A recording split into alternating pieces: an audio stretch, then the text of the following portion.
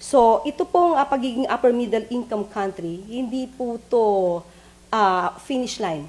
Hindi po ito katapusan. Marami pa pong dapat gawin ang bansa para mas umangat pa ang ekonomiya.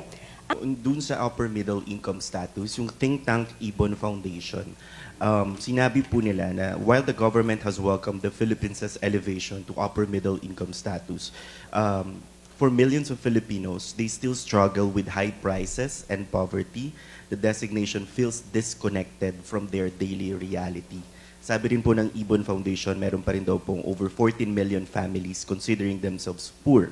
So meron po bang concern from the palace na despite this announcement of this economic milestone, may appear out of touch pa rin sa ilang mga kababayan po natin na hindi pa nila talaga ramdam yung pag-angat ng kanilang buhay? Actually, yung pag-recognize po ng World Bank na narating na po ng Pilipinas ang upper middle income status.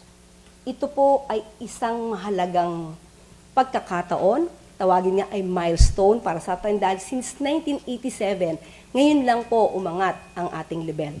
So dapat po nating ipagmalaki ito at ito naman po ay hindi ibig naman sabihin na ang bawat Pilipino ay nasa ganun ng level na hindi na magkakaroon ng financial challenge. Alam po natin sa ngayon na marami pa rin po mga kababayan natin ang kinakailangan ang tulong. Kinakailangan na magkaroon ng magandang trabaho.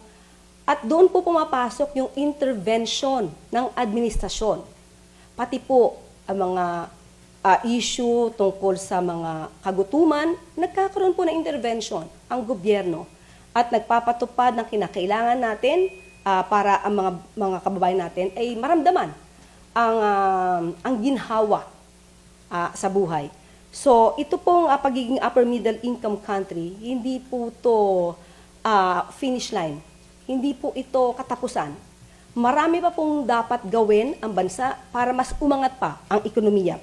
Ang ibig lamang po kasing sabihin nito ay meron po tayong malakas na ekonomiya na maaaring makapag-inganya sa mga investors na mamuhunan sa ating bansa, na mag-create ng jobs. So ito po yung ibig sabihin nito, na tayo po ay nagsusumikap na gumanda ang ekonomiya.